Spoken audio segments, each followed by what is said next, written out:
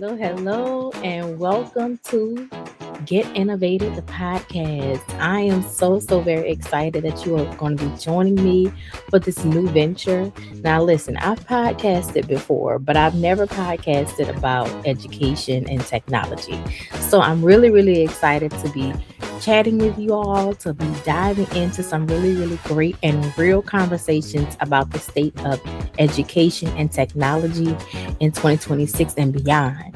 So, before we get into that, let me just do a little housekeeping, all right? Listen, if you are here because you want to be able to understand the landscape of K 12 educational technology, you want to know what's new and trending, you want to learn from other leaders in the tech industry, the EdTech industry, then you are in the right place. And I'm so glad you're here. So make sure you go ahead on and hit that subscribe button so I can make sure that we stay connected and you get alerted when I post new videos, because I will be posting on Tuesdays. So that'll be the day that you'll get the podcast. But in between that time, you'll also see some little micro videos popping up on my page here and there, some explainer videos about different little topics. That aside, I'm super excited to be going on this new adventure with you all, and that you're going to be joining me for this ride for 2026. Listen, we're talking 52 weeks, okay? 52 weeks, we're going to be together, okay? On Tuesdays is when the podcast episodes will be dropping. So I want you there. I want you there. And I want to make sure you're setting your alerts and your bells and so forth so you don't miss not one single episode. Now, let me check over here my notes so we can get this ball rolling, okay? So, first and foremost, let me just introduce myself. That seems like the right thing to do, right? I'm Kristen Pate. I am a director of technology here at a school in New Orleans, Louisiana, charter school. And I'm also a 13-year veteran educator. So I've been in education since 2010. So this is what, year 16 for me. But I've taught for 13 years, and I've also been director of technology for the past 8 years. So, yes, I know you're like 13 and 8 don't quite equal 15, but that's because there was an overlap at one point where I was literally teaching while also doing this job. So, yeah, your girl was stretched a little thin, and eventually I was released, released from the classroom. And now I am fully in my role as director of technology, which I absolutely love. Um, but like I said, before I sat in this chair, I was standing in front of a classroom for 13 years. I taught elementary school primarily, but I've taught everywhere from kindergarten all the way up to eighth grade. And I truly enjoy it. I'm currently working, my main office, if you will, is in a high school type setting. So I do get a chance to be around some of my high school babies who are now like really like my children, because I'm also the mother of a recent high school graduate. He graduated in 2025. And so he's in college, but that's neither here nor there. So just know that I have experience. I work with all types of students from all grade levels. So when I say K-12 ed tech, I really mean that because I really do work with the gambit. The school that I currently serve at has two campuses, a pre-K through seventh grade campus, as well as a 8th through 12th grade campus. So I might be giving away where I work, but that's the setup that we currently have. So when I'm speaking, and sharing, I'm coming from that perspective. I'm not coming from a tech only perspective. I've spent the time in the classroom. I know the challenges and the frustrations. My husband is an educator, my mom is an educator, my mother-in-law is an educator, and the list goes on and on and on, because education is just something I feel just runs deep in my family, in my blood, and I absolutely love what I do. That being said, let's talk about ed tech. Let's talk about it, okay? Because There's a lot going on these days. And what I'm noticing, especially at the charter level, right? Because I work at a charter school. So that's kind of where my focus is working with those schools where the ladder stops in the building, right?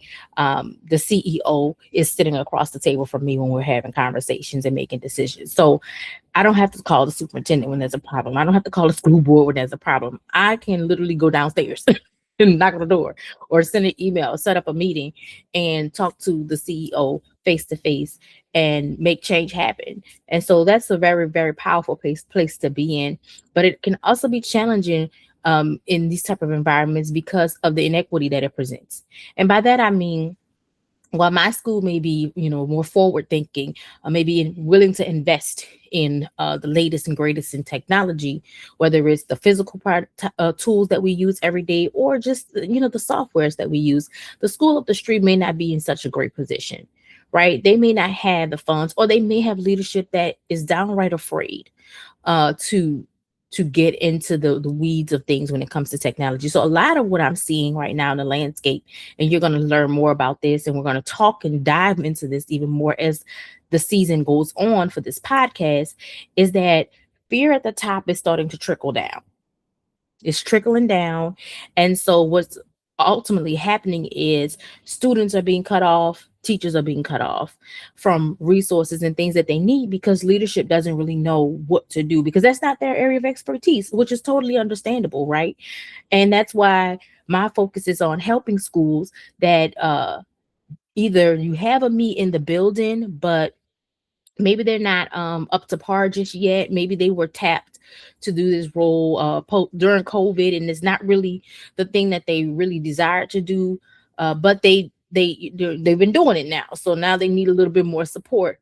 Or you could be simply in a place where your budget just doesn't afford you to have an in-house tech person, and that's where I come in with the services that I offer through my company, which is Get InnovatED Strategic Consulting, where I provide educational technology services to schools that may be budget strapped or in need of just some expert level technology leadership to help them navigate these unfamiliar and pretty much unpredictable waters, because we know how technology is, right? It's changing every single day, right? Every platform is changing minute by minute, second by second. Developers are making changes, new stuff is rolling out, new buttons, new interfaces, and so on and so forth.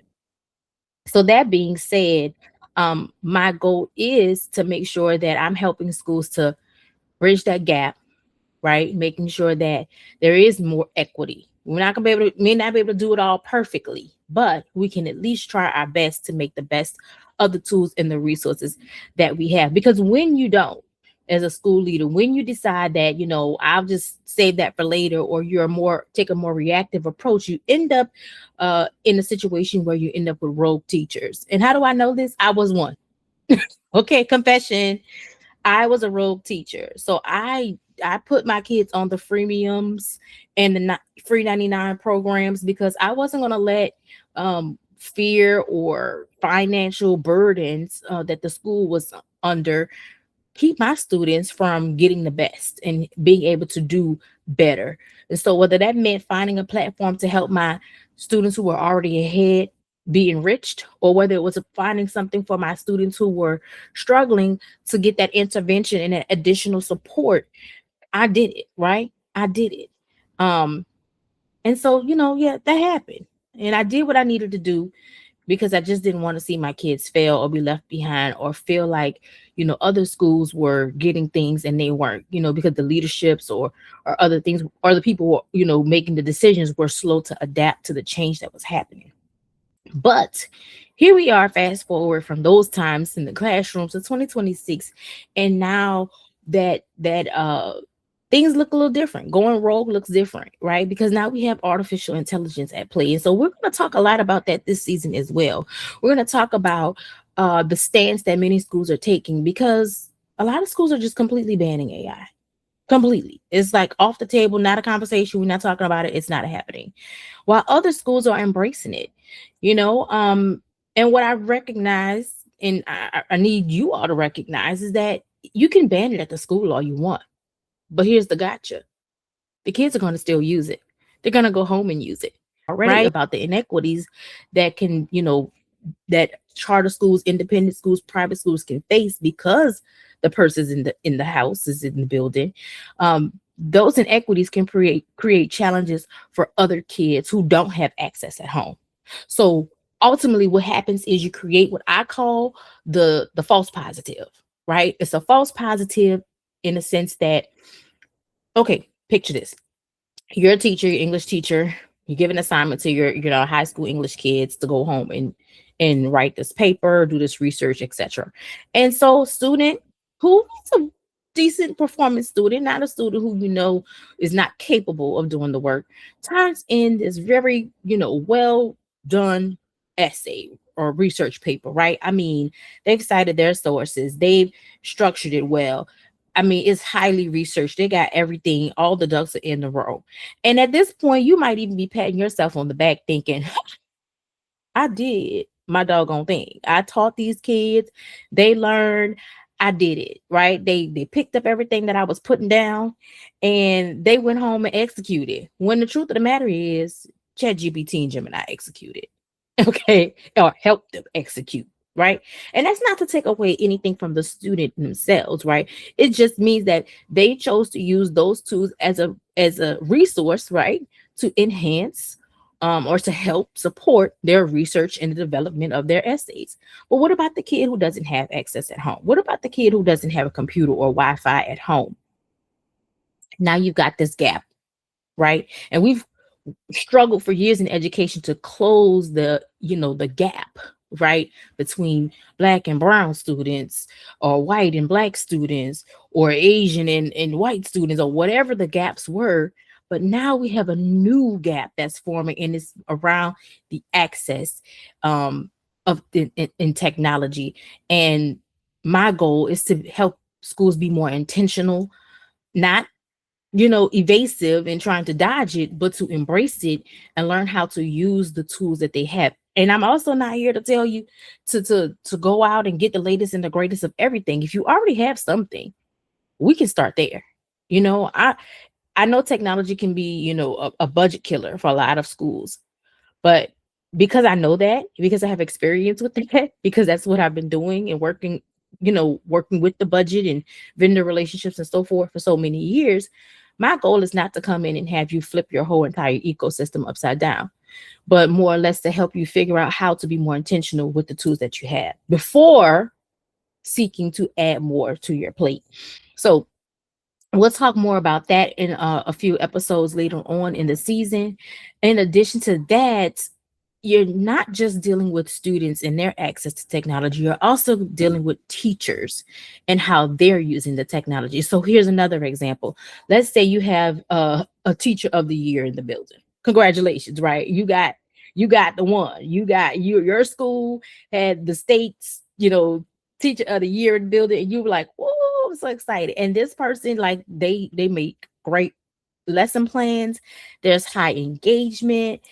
You're excited about what they've been able to do for the students, and you're looking at this person like, hey, can you be PD, because I'm seeing the results in your class and we want that for all of our kids.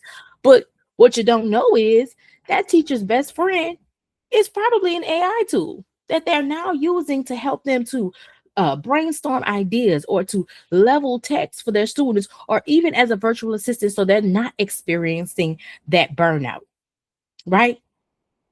Because let's think about those teachers that we know who've experienced that burnout. Let's think about the Miss Walkers. Miss Walker is an example I like to use, right? Of the teacher who I used to be at one point in time, especially when I was early in my career and didn't know no better, right? But Miss Walker, she's the one who's been up till 4 a.m. in the morning. She's the one who comes in at 7 because, you know, everybody, the kids start arriving at 7:30. She is working off of coffee, right? A little B12, right? She's doing her best, to make that 3 hours of sleep that she got last night stretch, right? And if she's like me and she's a woman of a certain age, she might even be a little short on her patience at this point in her life, if you get what I'm saying, right? But that being said, my goal or my vision for how we need to work to transform how we use technology is to make life easier for the Miss Walkers. We don't want to overcomplicate this process. We don't want to make it to where technology becomes another thing that's added to an already overflowing plate for our educators and for our leaders. We want it to be a seamless thing that's infused and intertwined in what they do. It's not the star of the show, but it is one of the best supporters. Okay. You know how you have the best supporting actress?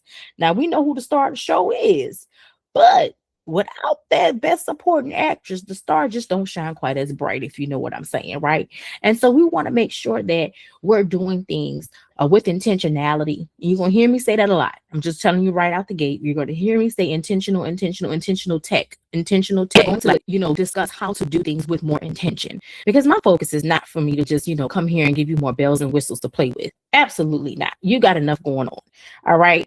Let's just be more intentional. And we want to be intentional in a way that doesn't just impact the operation side, because that tends to be where a lot of the energy and focus goes, or where people tend to want to box technology into and make it more of an operational piece. But what we do, what I do, what I help support schools and teachers in doing when it comes to tech, not only can benefit operations, but it can also help with the overall academic success of your students and the boost the morale of your teachers even. So there's just so many other benefits that come with having a tech leader in your building, in your vicinity, or in your purview, that can allow you to make major changes and really truly transform the way you do education in your school setting.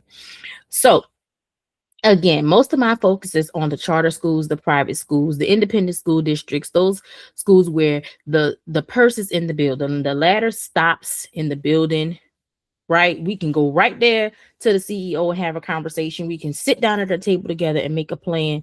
And we don't have to go, to the higher ups, your superintendents and all of that so forth. We don't have to call the school board before decisions get made, because sometimes that can slow down the process. So over the next 52 weeks, let me just give you a little sneak peek about what you can expect to experience. We're going to talk first and foremost about AI and how to stop banning AI and start planning for it. Right. So we're going to talk about writing your policy and how to actually create guidelines and frameworks that work. Right. We're going to talk about budgeting and planning for technology, whether it's for the resources that you already have or for goals you have in the future, for things that you haven't even considered yet. Like, do you want to create a STEM lab of some sort, but you haven't done that yet? Let's talk about it. Let's plan for it. Let's see how we can make impactful changes now. So in 3 and 5 and 10 years, we can get there. And we can make sure that we are preparing our students for the next iteration of future jobs and careers that are going to truly be impacted by technology and definitely impacted by AI. We're also going to be talking about real professional development. Come on, somebody. I don't know about you, but I don't ever want to sit in another PD session that could have totally been a YouTube video. Right? I want us to talk about real professional development, because telling people where to stand at and at the beginning of the year, or make sure you're on your duty post. Let's go ahead on and do a drill and make sure that everybody know where to exit at it for fire. It's not professional development. That's housekeeping. So we want to talk about real professional development and what that looks like, and how I can help support your school in its journey towards becoming a more equitable place when it comes to educational technology, and a more inclusive and a more forward thinking place when it comes to how staff and students are using technology on a day-to-day basis. So another thing that you need to be excited about, aside from this amazing podcast, obviously, are some of the services that you can expect to receive from me in 2026. So, as I told you, I just recently launched this podcast, and I'm also transitioning my business that I've had for the last few years into educational technology consulting business. And at Get InnovatED Strategic Consulting, again, it's all about strategy. It's all about planning. It's all about forward thinking and making sure we know what to do, how to do it, and why we're doing it. Okay. We want to make sure that we're doing that and keeping that at the forefront of our mind. With that being said, I also want to make sure that in the springtime when it's close to the end of the school year, but also that summer rush is kind of picking up, that those of you who have stepped into EdTech leadership, congratulations, right? Even if you've been in for a while, but you never gotten proper training or you're completely new to it, I will be starting a mentorship program for you. And this is not going to be your regular schmegular mentorship program. This mentorship program is not only going to help you grow as an ed tech leader, but it's going to also help you get stuff done during those summer months, those crucial and critical summer months where we're transitioning from one school year to the next. Because let me tell y'all something, we have seasons in this industry. And if you've been working in this industry for any amount of time, or if you're brand new, let me give you the tea right now. The summertime is where a whole lot of preparation goes in, and it's probably one of your highest stress seasons. But I'm going to be there to support you through this mentorship program. And we're going to make sure that every single time that we're meeting, every single thing that we're doing is being done. Is you're learning things that you can do in real time, not something that you're going to need necessarily months down the road, but literally things like, okay, this week everybody is focused on making sure that Google Admin Console is set up and ready to go, right? Like we're going to go through that thing, we're going to comb through, we're going to make sure, settings are right. We got all of that going on, right? Let's make sure we know where all our stuff at. Where is all our stuff, right?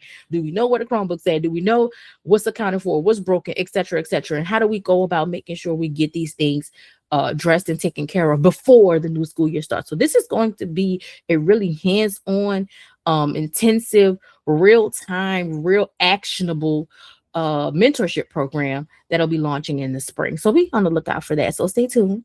Stay tuned, because I'll continue to share more as we get closer and closer to the launch of that. Look, put the bug out there right now to your CEOs, to your school leaders. And if you are a CEO, school leader, go and share this information with your tech leader at your school and let them know, hey, I found something. I know you've been struggling, right? But I found a person, I found a way for us to get you the support you need, because we don't have it to give you in-house, right? Because a lot of times there's no other person that did the job before them, right? I'm the first one at my school, right? There wasn't necessarily a person that could tell me every single thing that I needed to do. There was some guidance, but there wasn't, based on how my position has evolved in these last 8 years. Child, listen, we definitely need to make sure that we're networking and connecting with other ed tech leaders to help them get on track. And so that's what my goal is to help you become a better ed tech leader at your school and be more impactful in your role, and not just a glorified password resetter. Okay, because that's what a lot of us have been doing. Let's see what else we got going on here. I think that was it, y'all. That was actually like the end. But we got so much good stuff planned for 2026. I definitely want to make sure that you're going to be on the lookout, and I will announce it when it's finally launched for my website. I have my 4 core areas of services that I will be providing. One being support and guidance around creating your school's custom AI policy. So we don't want to just make a general AI policy. We want one that's going to speak to your school community, your school environment, your school's demographics, and how you all want to begin. And I'm saying begin because we are literally at the beginning. Begin implementing and integrating AI into your school's technology infrastructure. I've already mentioned the mentorship, but in addition to that, I'll be also doing customizable professional development opportunities. So if you know that you have certain tools or resources at your school and people just aren't well trained or just don't know, I will be there to help and support you, to help you develop a professional development program, whether I'm doing the work and serving your people so you can do whatever you need to do as a school leader, or whether it's done in a pre-recorded asynchronous learn as you go guided learning type situation. We can discuss that, right? We'll be able to discuss that and decide what's going to work best for you in your school. And then finally, we'll also be focusing on I talked about planning, the planning, strategic planning and budgeting, because that is a huge piece as to why a lot of school leaders are feeling a lot of angst around technology. How much is it going to cost us, right? How much is it going to cost us? And sometimes it's not even that they fear the tech, they just fear the cost, right? They fear how much is going to impact the budget and the bottom line. Who am I going to have to fire? Or lay off, or what am I going to have to cut in order for us to have what we need? And the truth be told, a lot of times there's nothing that you need to you don't need to spend more money. You just need to spend the money that you're spending better. Uh-huh. See, y'all like that. I know you, I know the school leaders like to hear that. Because let me tell you something. I know tech is inexpensive. It's a high ticket item. And I understand how difficult it can be when you want the best for your staff and your students, but the best isn't always in the budget. But we can make smarter decisions about where you're spending your money and really dive deep. So we're talking audits, we're talking checking to see what's being used, who's using it, how often is using it, what is it actually doing for our kids, right? Before we continue to add more and more and more and more and more. Because I mean, the number of pieces of software and the number of tools that are being used in schools today is kind of obnoxiously obnoxiously long list. Even at my school, I find it to be very, very overwhelming and long at times. And I'm like, come on now, come on, this can't be. We've got to do better. We've got to figure out a way to streamline some of this. And so I'll help you and support you with doing that, and so that your school can begin to see the true impact and benefit of the tools that they have, and then recoup in some instances, because I'm all about saving some money or reclaiming some dollars, recouping some expenses that can be reallocated to more important endeavors. So again, I'm super, super excited. Make sure you're following me on social media. I am Kris Pate is my personal, if you will, page on social media. That's I am Kris with a K, Pate. Or you can also follow me, not or, you should. You should also follow me at We Get InnovatED, so you can stay abreast of all the things that are going on from the business side of things. So I hope to see you all next time. Thank you so much for joining me today on Get InnovatED, the podcast. Have a good one.